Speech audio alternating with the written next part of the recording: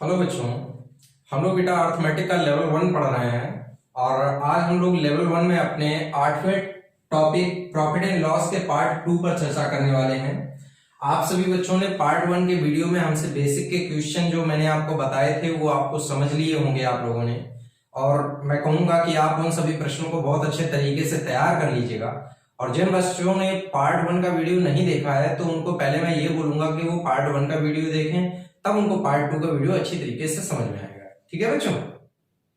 हाँ तो बच्चों देखिएगा, हम 2 प्रश्नों से आज के पार्ट की शुरुआत करते हैं। देखिएगा किस तरीके से ये सवाल आपको लगाने हैं। देखिएगा, ये देखिएगा जो मैंने सवाल अभी आपके सामने लिखे हुए हैं, इन सवालों में एक विशेषता होती है कि क्रमबद्धता पूर्वक व्यापार किया गया होता है। क्रमबद्धता पूर्वक व्यापार का मतलब एक आदमी दूसरे को बेचेगा, दूसरा तीसरे को बेचेगा, तीसरा चौथे को बेचेगा, चौथा पांचवे को बेचेगा। इस क्रम में मतलब सवाल को जितना हो सकता है बढ़ा चढ़ा के आपको एग्जाम में दे सकता है। ठीक है, लेकिन आप सवाल को कैसे एक स्टेप में सॉल्व करोगे, मैं आपको यह सिखाने की कोशिश करूंगा कि आप कैसे इस बड़े से सवाल को तुरंत एक ही बार में आंसर दे सकते हो। देखो, जैसा कि बच्चों इस सवाल में दिया गया है कि ए ने एक रेडियो बी को 20% लाभ पर बेचा और बी उसे सी को 25% लाभ पर बेचता है। यदि सी ने रेडियो का मूल्य 225 रुपया दिया तो ए रेडियो का क्या मूल्य दिया, मतलब ए ने कितने रुपए में ये रेडियो खरीदा। आपको ए ने कितने में खरीदा ये बताना है, और आपको ये बताया गया है कि सी ने 225 रुपया में खरीदा। तो जब भी कभी इस तरीके का सवाल आपको एग्जाम में मिले तो कैसे आप इस सवाल को सॉल्व करोगे, मैं आपको ये तरीका बताता हूं। आप लास्ट कैंडिडेट का अमाउंट लिख लीजिएगा, जो भी अमाउंट दिया जाए। इसके बाद आप पूरे क्रम को किस तरीके से लिखोगे ये समझ लो। ए बी को 20% लाभ पे बेचा तो आप यहां पे 100/120 कर दीजिए। बी सी को 25% लाभ पे बेचा, 100/125 कर दीजिए और बस इसको सॉल्व कर लीजिएगा। जैसे ही आप सॉल्व करेंगे तो आपको ये पता चल जाएगा कि ए रेडियो कितने रुपए में खरीद के लाया होगा। सॉल्व करेंगे तो 5/6, 4/5। देखो बच्चों, इस 5 से ये 5 कट गया, ये 2 आया, ये 3 आया। 3 से इसे काटेंगे तो ये 75 बार कटेगा और 75 दूना 150, मतलब ए ने इस रेडियो को 150 रुपए में खरीदा होगा। तो किस तरीके से बच्चों हमें ये सवाल का आंसर देना है, ये तरीका आपको क्लियर हुआ? ठीक। अब इसी सवाल को जब ये थोड़ा सा अच्छे लेवल पे बना के देते हैं तो कैसे देते हैं, जैसे कि यहां पर देखो कहा गया है कि ए ने एक रेडियो खरीदा और इसकी मरम्मत पर 110 रुपए खर्च किए। तब ए ने यह रेडियो बी को 20% लाभ पर बेचा, बी ने इसे सी को 10% हानि पर बेचा तथा सी ने इसे 10% लाभ पर 1188 रुपए में बेचा। तो ए ने रेडियो कितने रुपए में खरीदा? तो सबसे पहले तो देखो, ए का मूल्य निकालने के लिए आप कौन सा स्टेप करोगे वो सुनिएगा।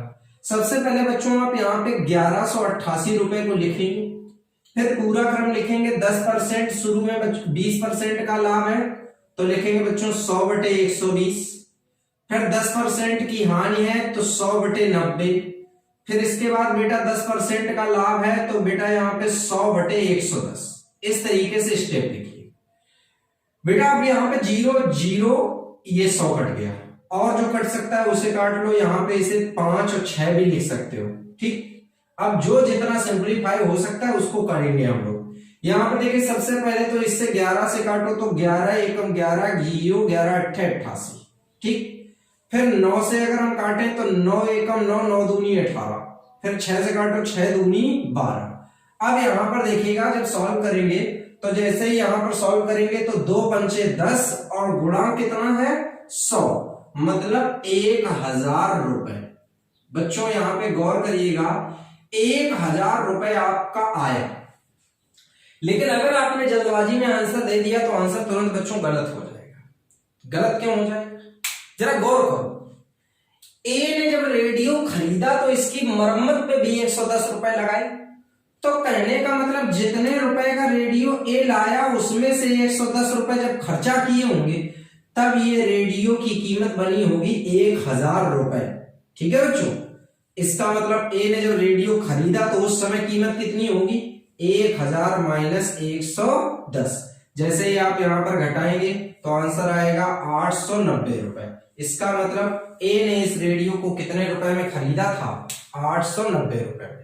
तो बच्चों किस तरीके से आप इस सवाल का आंसर निकालेंगे, आपको ये दोनों ही सवाल बड़े अच्छी तरीके से समझ में आ गए होंगे। तो ये किसी भी तरीके से आपके एग्जाम में दिए जाएं, आप हर हाल में आंसर इनका निकाल पाओगे। अब मैं आपको अगले प्रश्नों के बारे में बताता हूं। हाँ तो बच्चों अब जरा हम अगले 4 प्रश्नों पे चर्चा करने वाले हैं। जरा ये चारों प्रश्नों को देख लीजिएगा कि ये किस तरीके से प्रश्न लगाए जाते हैं। देखिएगा ये प्रश्न बेहद आसान होते हैं, बस इनका सही तरीके से आपको सिस्टम समझना है कि कैसे हम इनको सेट करें ताकि ये सवाल आपको आसानी से समझ में आ जाए। जरा गौर करिएगा।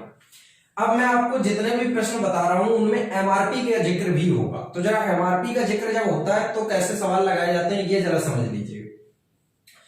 एक व्यापारी किसी वस्तु पर लागत से 30% अधिक मूल्य अंकित करता है तथा 10% छूट देने का भी वचन देता है, उसे कितने प्रतिशत का लाभ होगा। तो सबसे पहले इस सवाल को लगाने के लिए मैं यहाँ पे आपको एक ग्राफ बनाना सिखा देता हूं। आप सभी बच्चे सीपी, एमआरपी, एसपी इस तरीके से तीन ये ग्राफ में चीजें शामिल कर देंगे, ठीक। अब यहां पर एक एक पॉइंट को हम उठाएंगे। सबसे पहले कहा गया है कि यहाँ पे 30% अधिक अंकित करता है, तो जब 30% अधिक अंकित करता है तो इसका मतलब 100 वाली चीज पर बेटा लिखा होगा 130, ठीक। और उसके बाद कह रहा है 10% छूट देने का भी वचन देता है। अब ये बेटा जब 10% की छूट देगा तो सोचने वाली बात ये है कि छूट तो ये एमआरपी पे देगा ना, तो जब एमआरपी पे 10% की छूट देगा तो बेटा 130 का जब आप 10% निकालोगे तो यहां पर निकलेगा 13, तो 13 की छूट देगा। अब जब बेटा ये 13 की छूट देगा तो ये वाली चीज बिकेगी 117 में। अब जरा गौर करिएगा, एक बात बताइए भैया, यहां पर आपने 100 लगाए और फाइनली आपको 117 रुपए प्राप्त हुए, तो बताओ बच्चों कितने प्रतिशत का लाभ हुआ, 17%। तो ये बच्चों हो गया हमारा आंसर, ठीक है। सेम पैटर्न से आप अगला सवाल भी लगा सकते हैं, जरा ध्यान दीजिएगा।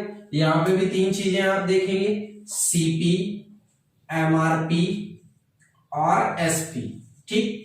सबसे पहले इन्होंने कहा 25% अधिक मूल्य अंकित करता है, मतलब स्पष्ट है कि 100 वाली चीज पर 125 लिखा है, ठीक।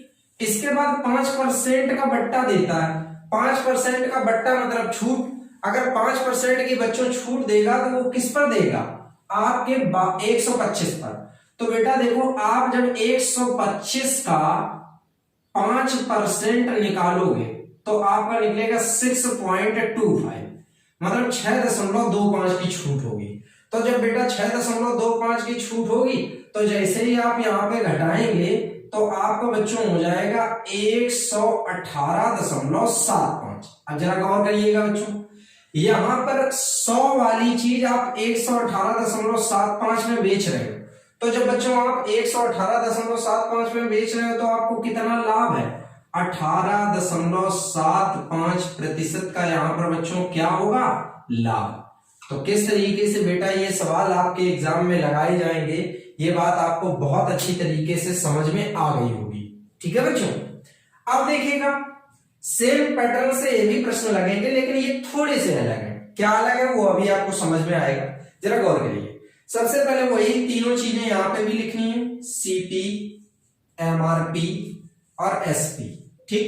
इन्होंने बोला गया है कि एक व्यापारी वस्तुओं पर 40% बढ़ाकर मूल्य अंकित करता है, मतलब 40% बढ़ाकर लिखता है, 100 वाली चीज पे 140 लिख रहा है, और कह रहा है उसे कितनी छूट दी जिससे उसे 12% का लाभ हुआ। तो 12% लाभ होने का मतलब उसने 100 वाली चीज सामने वाले को 112 में दी होगी। अब यहीं पे आप कॉमन सेंस लगाइएगा कि उसने लिखा 140 है लेकिन सामान बेचा 112 का, तो कहने का मतलब उसने कुछ छूट दी। तो गौर करने वाली बात यह है कि यहाँ पे छूट दी कितनी, तो बच्चों पता चला छूट दी है 28 की। तो बेटा ये गौर करो, ये जो 28 की छूट दी गई है, ये जो 28 की छूट दी गई है वो किस पर दी गई है, 140 पर, और गुणा क्या कर लीजिएगा, 100। जब बेटा आप इसको सिंप्लीफाई करेंगे तो 28 से 5 बार कटेगा, 5 से 2 बार कटेगा, मतलब यहाँ पे 20% की क्या दी गई है, छूट। तरीका आपको अच्छी तरीके से क्लियर हो गया होगा। अगला प्रश्न भी मैंने इसी मेथड पे लिखा हुआ है, जरा गौर करेंगे। सबसे पहले सभी बच्चे यहाँ पे सीपी, एमआरपी और एसपी तीन चीजें अपने इसमें ग्राफ में लिखेंगे। इसके बाद इन्होंने कहा 20% अधिक अंकित करता है, मतलब 100 वाली चीज पे 120 लिखा है। फिर कह रहा है कुछ छूट देकर 10% लाभ कमाता है, तो कुछ छूट दी, अभी छूट तो नहीं पता है लेकिन लाभ 10% है, तो 110 में इसने चीज बेची होगी। अब दिमाग लगा लीजिएगा यहीं पे आप कि भाई इसने 120 वाली चीज 110 में बेच दी, तो कुल मिला के इसने कितना डिस्काउंट दे दिया, तो 10 का डिस्काउंट दिया। अब बच्चों गौर करो, ये 10 का डिस्काउंट दिया किस पर है, तो 120 पर दिया है। तो 10 का डिस्काउंट जब 120 पर दिया जाएगा, गुणा 100 कर लीजिएगा, सिंपलीफाई करेंगे बेटा, तो यहाँ पर देखो 0 से 0 कट गया, 1/12। बच्चों मैंने लिखाया था 8 सही 1/3%, तो इसका मतलब 8 सही 1/3% का यहाँ पर बच्चों क्या होगा, आपको यहाँ पे 8 सही 1/3% की आप क्या दे रहे हैं, छूट दे रहे हैं। तो किस तरीके से बेटा ये सारे प्रश्न लगाए जाएंगे, ये बात आपको अच्छी तरीके से समझ में आ गई होगी। अब मैं आपको इसी से संबंधित कुछ और विशेष प्रश्नों के बारे में बताता हूं, ठीक है बच्चों। हाँ तो बच्चों अब जरा अगले प्रश्नों को देखिएगा। अगले प्रश्न किस तरीके से आपको लगाने हैं। इन्होंने कहा एक व्यापारी अपनी वस्तुओं के अंकित मूल्य पर 10% छूट देता है, किंतु फिर भी उसे 8% का लाभ हुआ। उसने वस्तु के लागत से कितना अधिक मूल्य अंकित किया।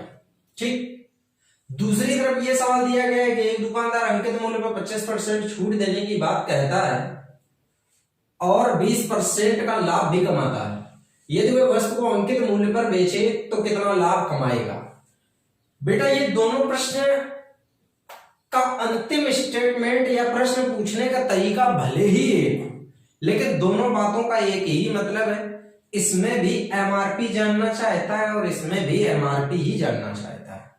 तो जब भी कभी इस तरीके के सवाल आपके सामने आ जाएं, तो कैसे आप इन सवालों को लगाएंगे ताकि आप इन सवालों का तुरंत और जल्दी से आंसर दे सके, उसका मैं आपको एक बहुत आसान और बहुत अच्छा तरीका बताता हूं, जरा गौर करिए। सबसे पहले हम मान लेंगे लागत 100। ठीक, अब लागत 100 मानने के बाद आपको क्या स्टेप करना है वो मैं आपको समझाता हूं। सबसे पहले जो लाभ कमाया जाए उसे 100 में जोड़ दो, 8 लाभ तो 108। फिर जो छूट दी जाए उसे 100 में घटा दो बटे 90। अब इसको सॉल्व करो, 0 0 9 से काटोगे 12, 12 दशारम 120। बच्चों यहां पर ये हमारा मिल गया क्या, एमआरपी, और ये बच्चों क्या था हमारा सीपी। अब बच्चों गौर करो, सीपी 100, एमआरपी 120। इन्होंने कहा है उस वस्तु के लागत से कितना मूल्य अधिक अंकित किया। बताओ कितना अधिक अंकित है, तो 20% अधिक अंकित है। तरीका क्लियर हुआ। यहां पर भी इस सवाल को कैसे लगाओगे, सबसे पहले बच्चों यहां पे आप लिखोगे सीपी, सीपी मान लो 100। ठीक, अब उसके बाद मैंने क्या कहा कि लाभ कमाओ 120, छूट कितनी 25 तो 75। अब बराबर जो निकलेगा वो एमआरपी निकलेगा बच्चों। तो जब एमआरपी आप निकालोगे तो 25 से काट लो, 25 तिया 75, 25 चौका 100, 3 चौको 12, 4 चौको 16, मतलब 160। जरा गौर करो बच्चों, आपकी लागत 100 है, एमआरपी 160 है। लिखा है कि अगर वस्तु को अंकित मूल्य पर बेचें, अरे भाई अगर अंकित मूल्य पे बेचेंगे तो 100 वाली सौदा 160 में बेचेंगे, तो बताओ बच्चों लाभ कितना होगा, 60%। तरीका आपको समझ में आ गया होगा कि किस तरीके से आप इन सवालों को लगाएंगे। देखिएगा ये जो भी मैंने सीपी एमआरपी वाले सवाल आपको मैंने बताए हैं, ये बहुत ही विशेष और बहुत इंपॉर्टेंट होते हैं आजकल की परीक्षाओं को देखते हुए। आप सभी लोग हमारे द्वारा बताए गए इन सभी प्रश्नों को अच्छी तरीके से तैयार कर लीजिएगा। अब अगला कॉन्सेप्ट देखिएगा। हाँ तो बच्चों देखिएगा इन दो प्रश्नों को किस तरीके से आप लगाएंगे, जरा इनको भी अच्छे तरीके से समझ लीजिएगा, क्योंकि ये भी आप लोगों ने अक्सर परीक्षाओं में देखे होंगे या अपने प्रैक्टिस सेटों में आप लोगों ने देखे होंगे।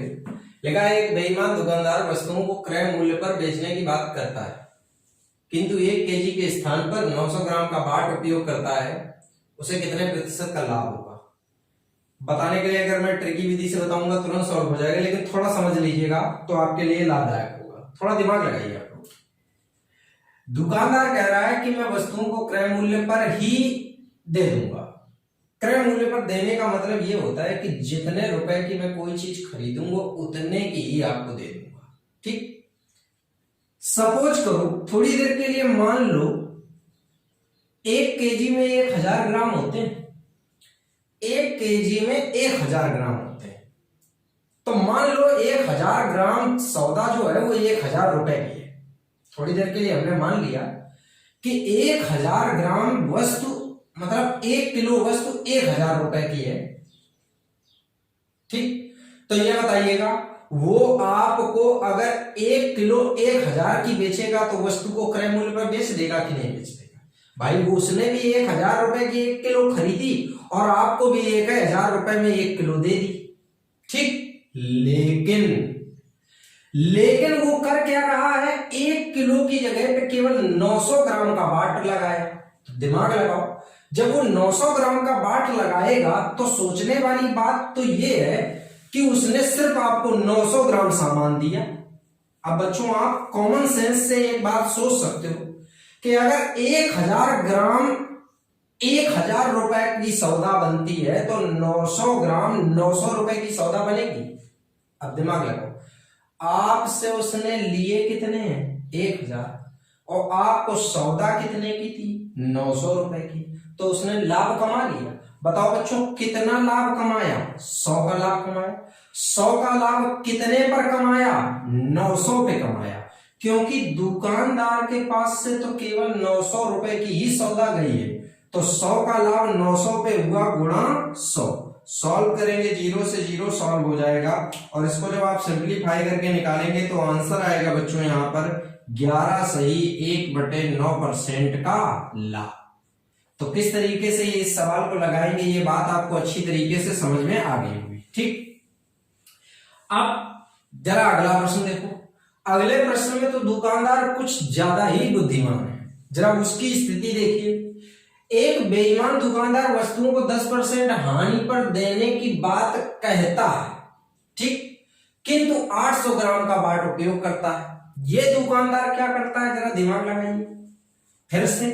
1000 मतलब 1 केजी सामान 1000 रुपए का, 1 केजी सामान 1000 रुपए का है, लेकिन वो सामान आपको 10% हानि पर देने की बात कह रहा है। तो मतलब सीधा है कि वो सिर्फ आपको 900 रुपए लेके सामान आपको दे देगा। सोचिए 1 किलो सामान 1000 रुपए का है, लेकिन वो सिर्फ 900 रुपए देके आपको सामान दे देगा। लेकिन बच्चों दिमाग लगाओ, उसने बाट जो लगाया है वो 800 ग्राम का बाट लगाया है। इसका मतलब उसने आपको 900 रुपए लेकर सामान केवल कितने का दिया, 800 रुपए का दिया। भाई जब 800 ग्राम का बाट लगाएगा तो 800 रुपए का तो सामान दिया। एक बात बताओ बच्चों, जब 800 रुपए का सामान दिया और 900 रुपए उसने तुमसे हड़प कर लिए तो उसको लाभ कितने का हुआ, 100 का हुआ। लेकिन कितने पर हुआ, 800 पे हुआ। तो 100 का लाभ 800 पे होगा गुणा 100। सॉल्व कर लीजिएगा, 0 से 0 कट गया। जब आप सिंप्लीफाई करेंगे 1/8 को तो 12 सही 1/2% का क्या होगा बच्चों, लाभ होगा। तरीका आपको अच्छी तरीके से क्लियर हो गया होगा। अच्छे तरीके से आप इन सवालों को समझ लीजिएगा। बस इन सवालों में बस एक है बात बेटा आप लोग याद रखना, 1 किलो सौदा 1000 रुपए की मान लो, कभी आपको सवाल लगाने में दिक्कत नहीं आएगी। बस इतना याद रखना, 1 किलो सौदा 1000 रुपए की होगी तो आप हर सवाल को तुरंत सही तरीके से सॉल्व कर पाएंगे। अब हम अगले प्रश्नों को देखते हैं। हाँ तो बच्चों अब जरा अगले 2 प्रश्नों को देखिएगा कि अगले 2 प्रश्न किस तरीके से आप लगाएंगे।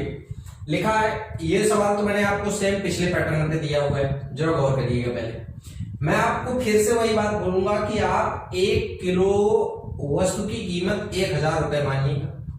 1 किलो वस्तु की कीमत अगर आप 1000 रुपए मानेंगे, ठीक, तो यहां पर तुरंत अगर आप देखेंगे तो कहा दुकानदार वस्तुओं को 4% हानि पर बेचने का दावा करता है। मतलब दुकानदार सीधे कह रहा है कि मैं आपको 960 रुपए की ये वस्तु दे दूंगा। मतलब 1000 रुपए वाली चीज 960 रुपए में दे देगा। लेकिन दिमाग क्या लगाता है, उसने 1 किलो के स्थान पर 840 ग्राम का बाट लगाया। तो जब 1 किलो के स्थान पर 840 ग्राम का बाट लगाएगा तो इसका मतलब वो 1000 की जगह पे आपको 840 रुपए का सामान देगा। अब गौर करो, उसने आपसे तो 960 लिए हैं, लेकिन जो सामान दिया है वो केवल 840 का दिया है। कहने का मतलब उसने आपसे 120 रुपए का बच्चों लाभ कमा लिया। अब 120 का लाभ जो कमाया वो किस पर कमाया, 840 पे, तो गुणा 100। सॉल्व करो, 12 सत्ते 84, 1/7 का मान हो गया 14 सही 2/7% का लाभ। तो यहां पर बच्चों आपको 14 सही 2/7% का लाभ होगा। तरीका क्लियर हो गया, ठीक है बच्चों।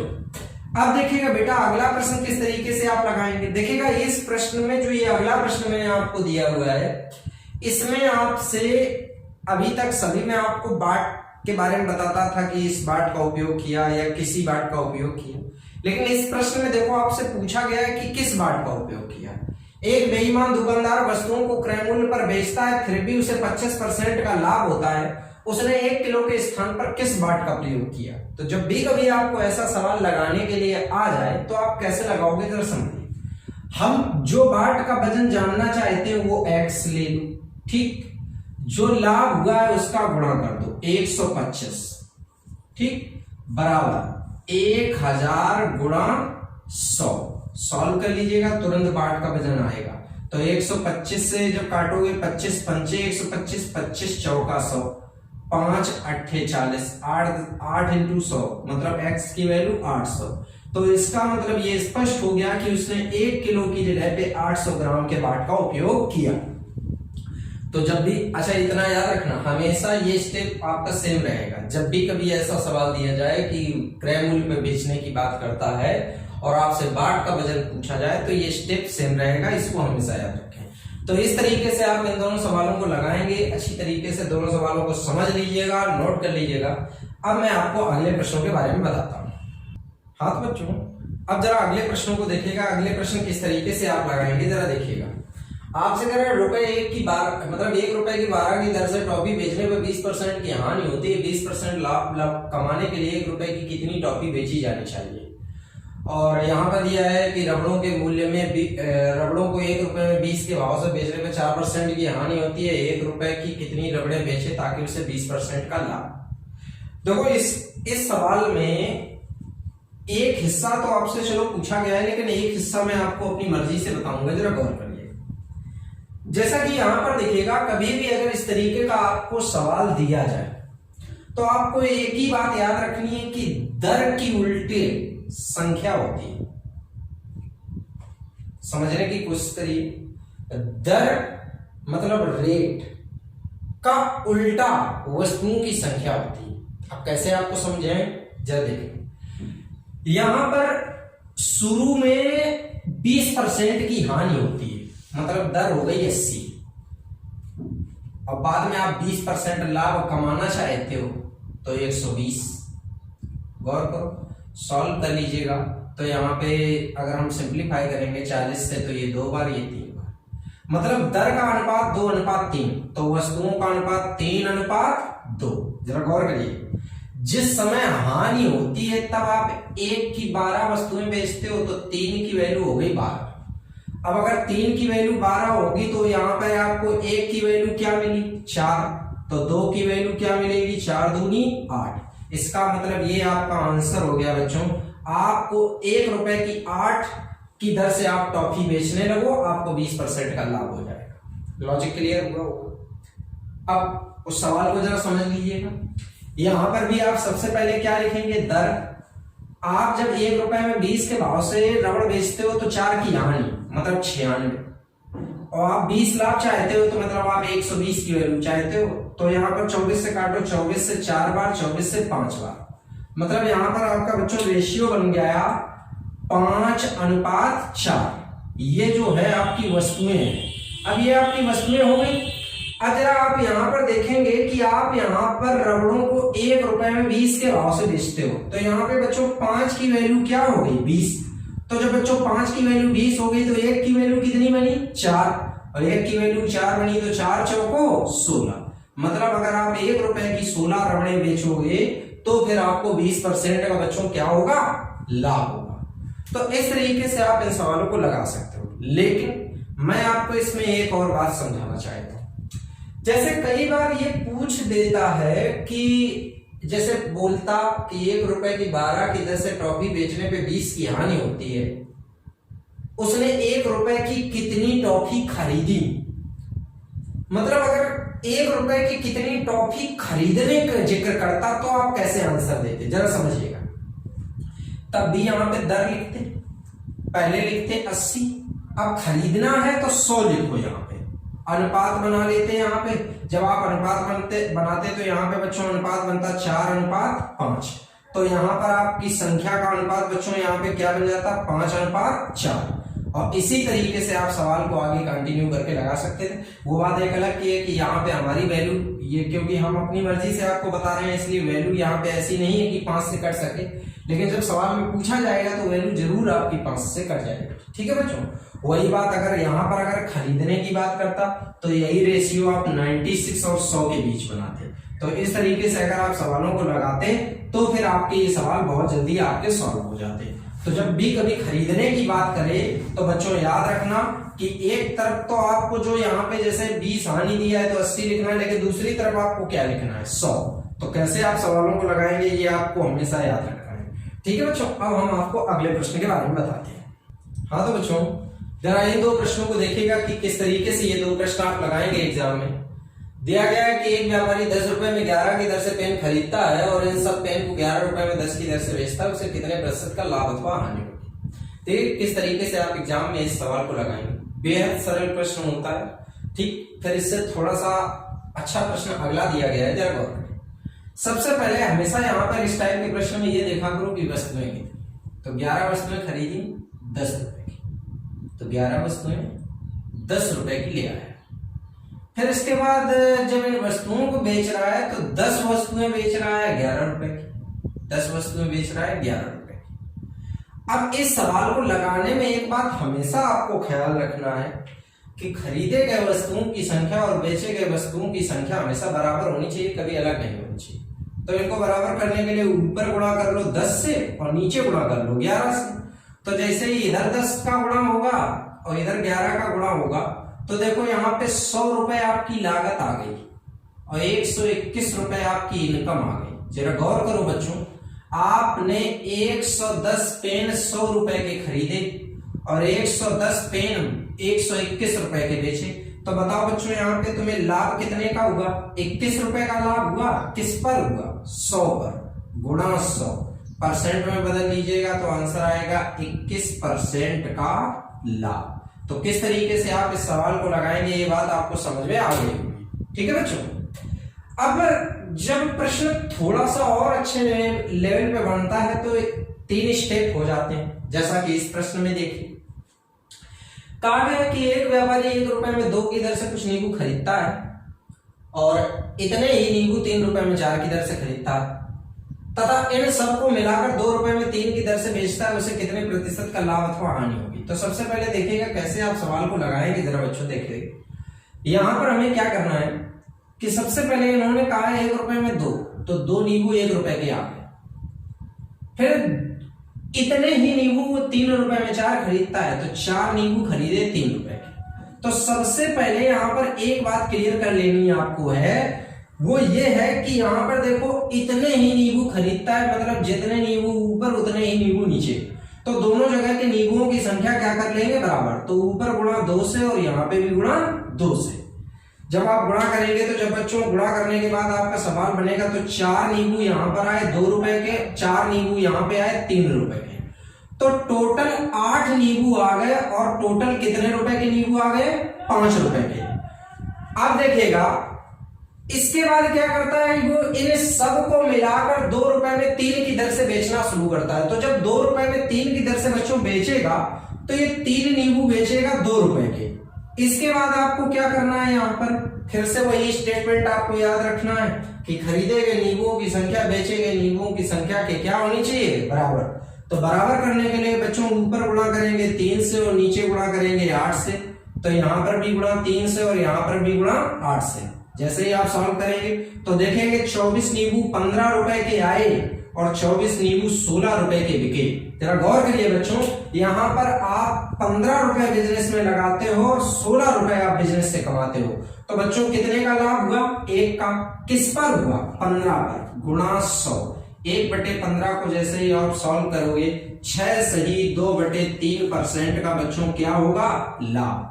तो किस तरीके से आप इन सवालों को लगाओगे ये बहुत अच्छे तरीके से आप समझ लीजिएगा, ताकि कभी भी आपको परीक्षा में इससे संबंधित सवालों में समस्याओं का सामना ना करना पड़े। ठीक है बच्चों।